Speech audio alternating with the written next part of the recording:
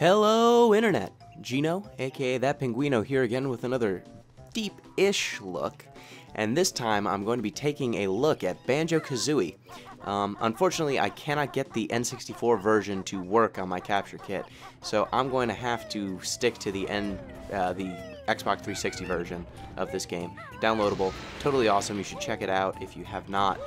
And the thing that I want to look at in this game is, well, it's really the whole game itself, but the reason why I'm looking at Banjo Kazooie in particular is that I feel like the type of platformer that Banjo Kazooie represents just kind of went the way of the dinosaur.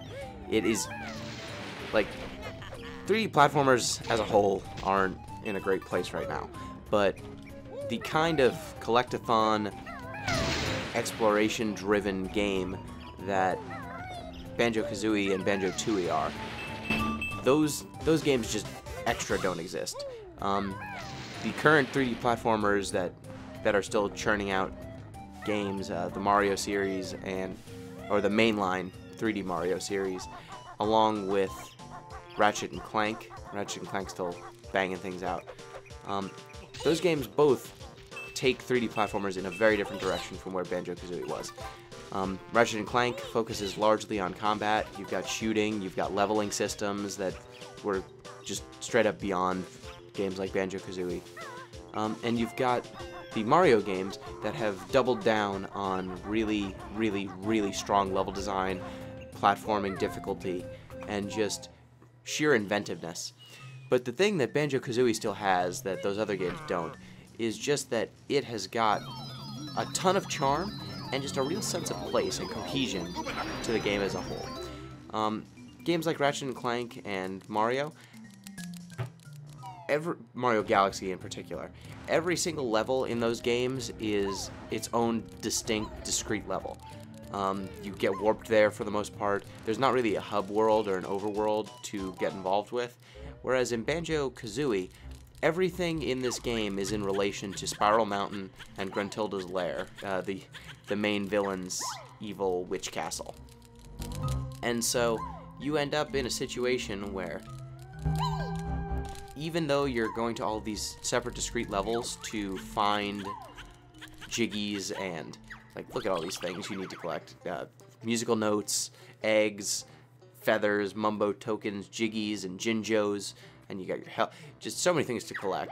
Even though you're going largely to discrete levels to do that, you still have that overworld that is tying everything together and giving you not just a sense of place, but also you have to actually uncover the different discrete levels that you visit. Once I get out of this cool place, grab an extra life, I'll head out to Spiral Mountain and to Gruntilda's Lair.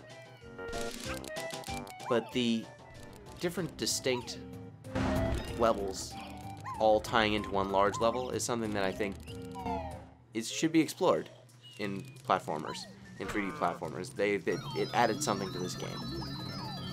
Having the cohesive look and design also really adds something. The pun humor, the music. Banjo Kazooie just, no one does it like this anymore. And so, if we're not going to get any more Banjo Kazooies, which we're probably not because Microsoft owns Rare now and owns that IP, and Banjo Kazooie Nuts and Bolts was the last entry in the series, and that didn't do so well. And I'm pretty sure Rare just makes Kinect Sports games now. So it's important to appreciate this game and maybe inspire someone to make a game in this vein again. So now I'm out of Mumbo's Mountain, and I'm back in Gruntilda's castle. Oh, there's Gruntilda. There she is as well. Forget if there's a... And from here, I can do stuff like run up and find the actual puzzles that you use the jiggies and the puzzle pieces to actually unlock the next levels in the game.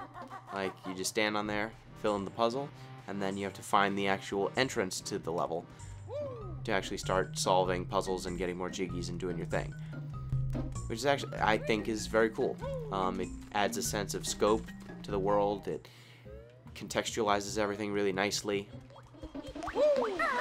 It really made this world stand out, and makes Banjo Kazooie stand out to this day.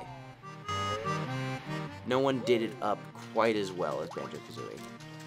And on top of that, you've got a whole lot of variety in the level design.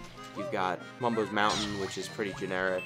It just introduces you to Mumbo Jumbo, the crazy shaman of Banjo Kazooie. You've got a pirate world like Treasure Trove Cove. You got an ice level. You got a desert level. You got 2 different water levels. Well, I guess 3 water levels because there's a pirate level. Clanker's Cave, where there's a weird underwater rust whale monster. You got a kind of dry dock. It's all kind of messed up. There's a haunted house. There's a woods section that has all sorts of woods of different type of all the seasons. There are 4 sections, 1 for each season. You got and on top of that, the way you actually find Jiggies in this game, there is no uniformity. You've got boss fights, you've got platforming puzzles, you've got straight up find X number of these things and you get a Jiggy. You've got musical, there's a little rhythm game section in this. There are puzzle pieces that you can find in things like treasure chests like this.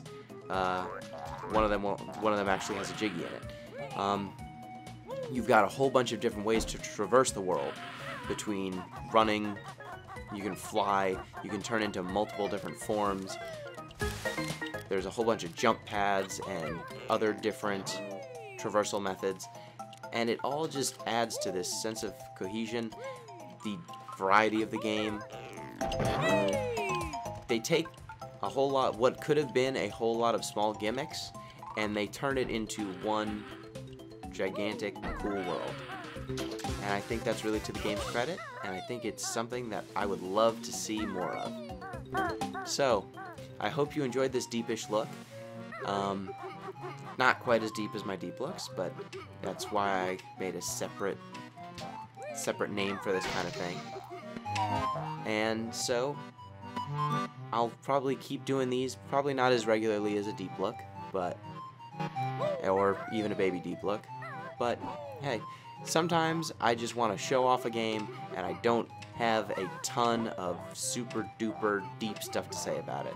Sometimes the thing I want to say about it is this game is dope, please check it out. So, Banjo Kazooie, it's really great. Maybe I'll look at Banjo Tooie someday. You should really, if you haven't played Banjo Kazooie, please do. Look at this, I can fly, there's a giant snapping hermit crab thing. Oh, this game's great. So, till next time. Hope you enjoyed my video. If you did, let me know. If you didn't, let me know. Also good feedback. And so, I leave. Adieu. Peace!